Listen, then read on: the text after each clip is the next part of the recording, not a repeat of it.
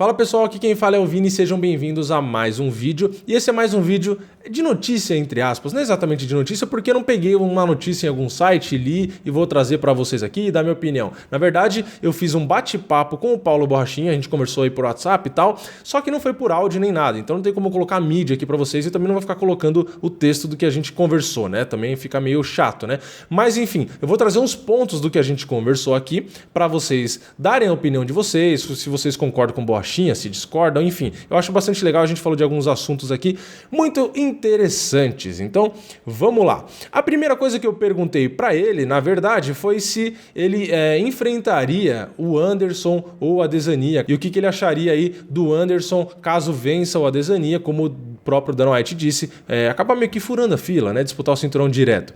Então, o Borrachinha disse que ele tem em mente enfrentar o Yoel Romero. Então, ele não pensa se ele se dessem o Adesanya ou o Anderson. Ele disse que a próxima luta dele é o Yoel Romero. Então, ele realmente já tinha dito isso várias outras vezes e ele continuou com esse pensamento. Então, ele quer enfrentar o Yoel Romero, ponto. Então, beleza, essa foi a primeira resposta aí que eu tive. E aí sobre Anderson Silva e Adesanya, ele não deu um palpite claro quem ele acha que vence. Então, o que ele se limitou a dizer foi que ele acha que caso o Anderson realmente vença a luta e o Dana White queira dar a disputa de cinturão, que o Anderson realmente tem que agarrar a oportunidade, que ele tem que aproveitar essa oportunidade, já que ele pode não ter outras. E eu concordo plenamente. O Anderson não está numa idade de simplesmente jogar alguma oportunidade no lixo, porque ele não sabe quantas lutas mais ele tem na carreira dele. Então, se ele realmente vence o Adesanya e o Dana White dá essa oportunidade para ele, eu e o próprio Borrachinha, como eu acabei de dizer para vocês, achamos que o Anderson tem sim que aproveitar a oportunidade. Aí se é justo ou não, se furou fila ou não, aí é outros 500, eu nem entrei nesse detalhe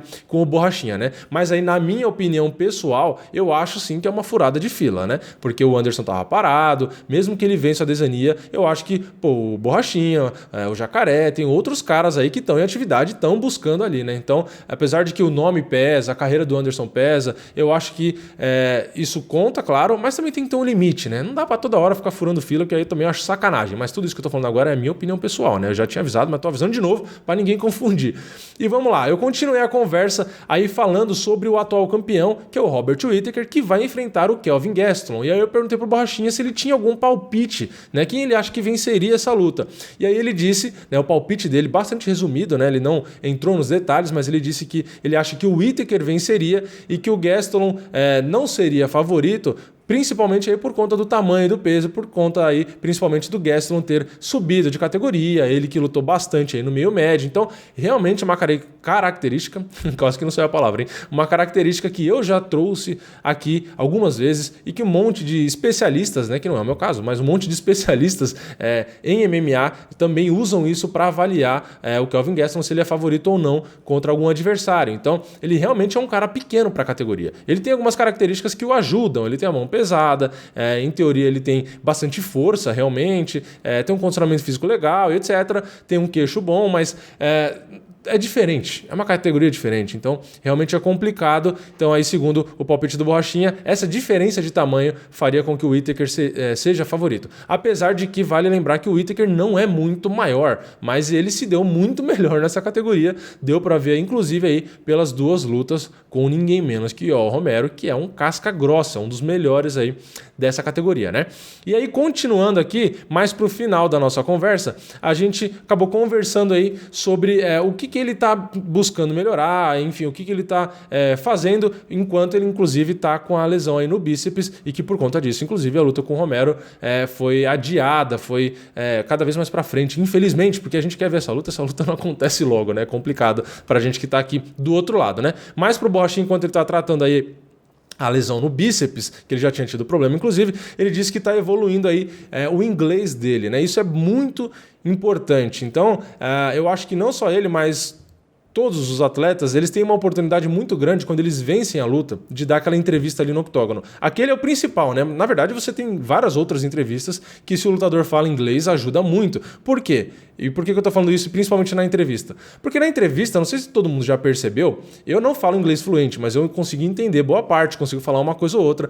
E eu, pelo pouco que eu entendo, mesmo assim, quando tem uma entrevista, a gente percebe que o tradutor não traduz, nem sempre, algumas vezes sim, mas não traduz 100% do que o cara cara fala. Então, eu acho bastante interessante que o Borrachinha esteja aí buscando aprender o idioma e usar o idioma, porque se ele quiser se promover nessas oportunidades que ele tem dentro do octógono, que tá o mundo inteiro assistindo, é a melhor maneira, porque às vezes ele vai falar alguma coisa e os caras não vão traduzir exatamente o que ele falou. Então, às vezes, ele vai usar ali alguma coisa que ele já pensou para se promover, ou às vezes para provocar, ou enfim, para passar a mensagem que ele quiser, e às vezes a mensagem não é transmitida, porque os caras não traduzem necessariamente o que ele falou. Então, às vezes o cara fala muita coisa e o cara, na hora de traduzir, tem que cortar algumas partes, ou às vezes o cara nem lembra porque o cara falou muita coisa. Então, eu acho que é muito importante, mesmo que os caras tenham dificuldade em falar inglês, tem muitos caras que têm bastante dificuldade e tal, mas você tentar e os caras te entenderem é o que interessa. Então, você consegue passar a sua mensagem direto para os outros lutadores, ou patrocinadores em potencial que estão assistindo, ou mesmo para o próprio Dana White, ou para os matchmakers. Então eu acho muito importante você ter voz direto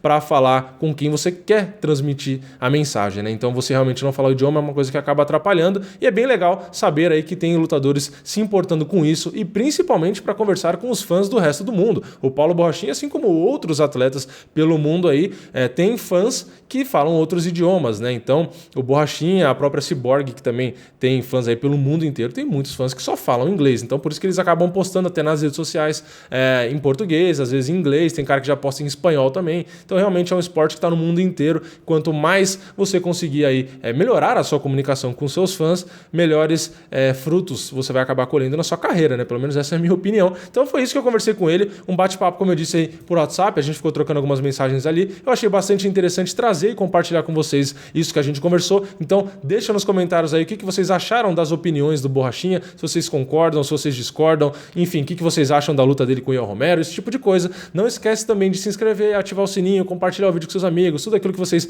já sabem. E não esquece também, eu vou deixar o Instagram aí do Borrachinha na descrição para quem quiser ir lá seguir ele. Beleza? Então é isso, eu vejo vocês na próxima, é nóis, valeu, falou!